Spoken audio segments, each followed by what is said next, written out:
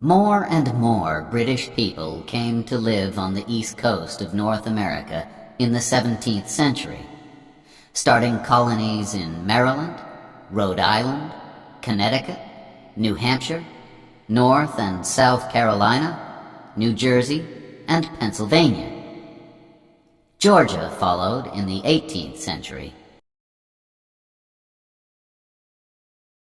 when the British also took New York and Delaware from the Dutch. By 1770, there were 13 colonies along the east coast of North America, and they were all governed by Britain. But Britain was a long way away, and the people of the colonies became angry at the high taxes that the government made them pay. In December 1773, a group of men threw 342 boxes of tea into the sea at Boston because they did not want to pay the British tax on it. This was the Boston Tea Party. The British government was now angry too, and in April 1775, some Americans fought a group of British soldiers at the towns of Lexington and Concord, near Boston in Massachusetts. More and more Americans arrived until the British soldiers had to move back to Boston. A few months later, after the Battle of Bunker Hill near Boston, it was clear that Britain was at war with its American colonies. A rich farmer from Virginia, George Washington, became the chief of the American army. People tell a story about Washington to show that he was an honest man. They say that when he was a boy, he cut down a tree, and this made his father angry. But when his father asked him about it, he told him, "I cannot tell a lie. I cut down the tree." The colonies did not say that they wanted to be fully independent until the summer of 1776. A man called Thomas Jefferson wrote the famous Declaration of Independence, where he said that the king, George III, was not a good king because he had not let his people have their rights: the right to life, to freedom, and to happiness. The day of the Declaration of Independence, the 4th of July, is another important American holiday. The Americans finally won the war in October 1781, and 2 years after that, they were free to govern themselves. In 1789, they made George Washington their first president. Although he wanted to go back to his farm at Mount Vernon and enjoy a quiet life, he stayed president until 1797. He died in 1799, just 2 years after he returned home. The names United States of America and American were first used at the time of the War of Independence. The 13 colonies became the first 13 states of the United States. In 1803, after Jefferson became the third president, he bought a large area of land in the Midwest from France. It was 5 times as big as France, and it only cost $15 million. Jefferson then sent 2 brave men, Meriwether Lewis and William Clark, to travel across America all the way to the Pacific. With a young Native American woman called Sacagawea to help them, the 2 men traveled 13,000 kilometers between 1804 and 1806. They found many animals, plants, and fish that were new to Europeans, and they made maps of the rivers, mountains, and land that they crossed.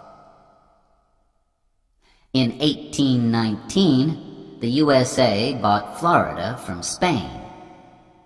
The United States was now twice as big as it had been in 1781. And by 1848, after it won Texas and the Southwest from Mexico, it had grown again.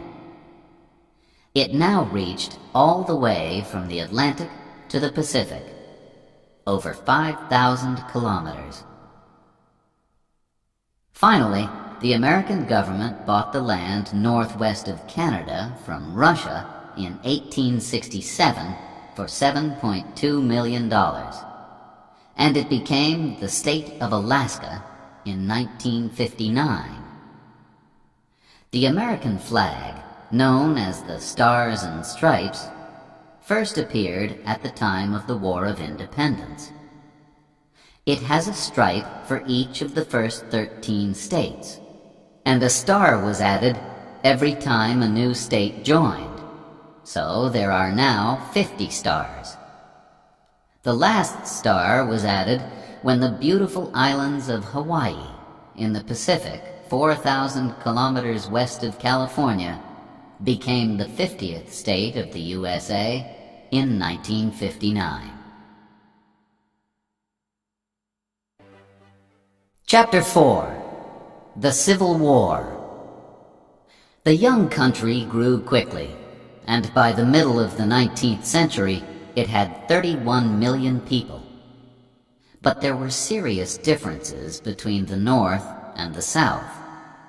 And in 1861, a terrible war started. At least 600,000 people died in the battles or from disease.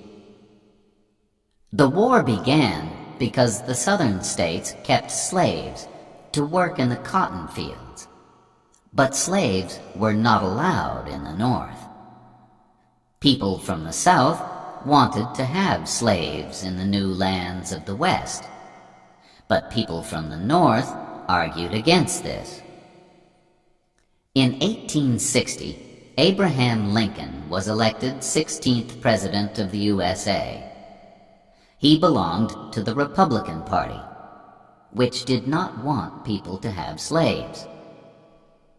On the 24th of December, South Carolina said that it wanted to be independent, and the other southern states soon followed.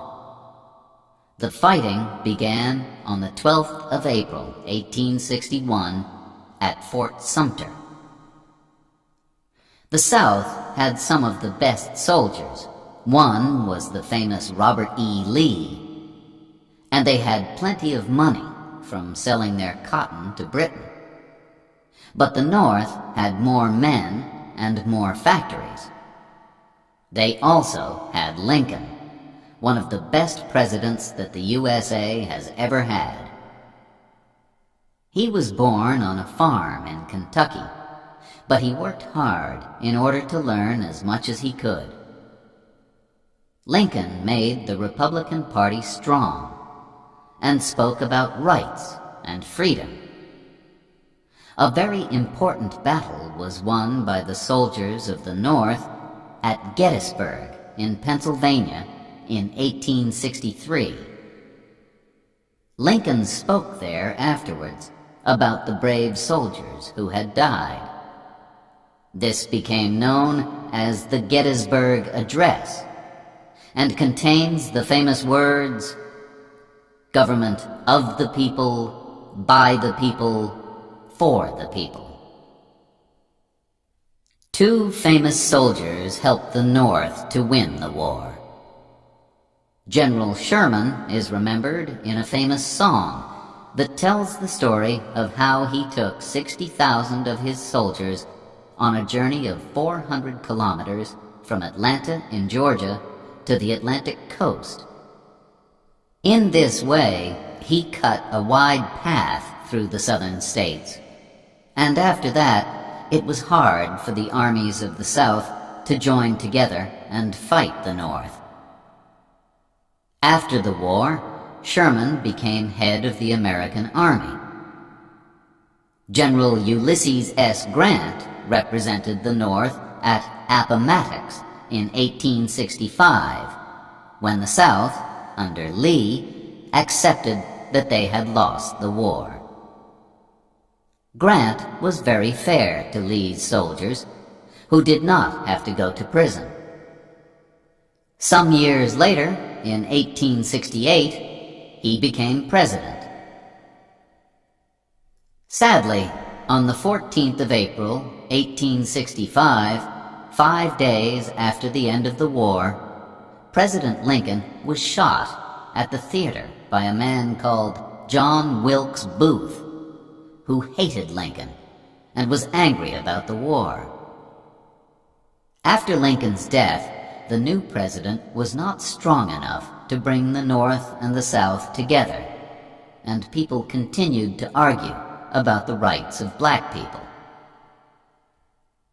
During the Civil War, Louisa May Alcott wrote her famous book, Little Women, about a family of 4 girls living at home in the North with their mother, while their father was away at the war. Another very famous book, and later film, about the war is Gone with the Wind, written in 1936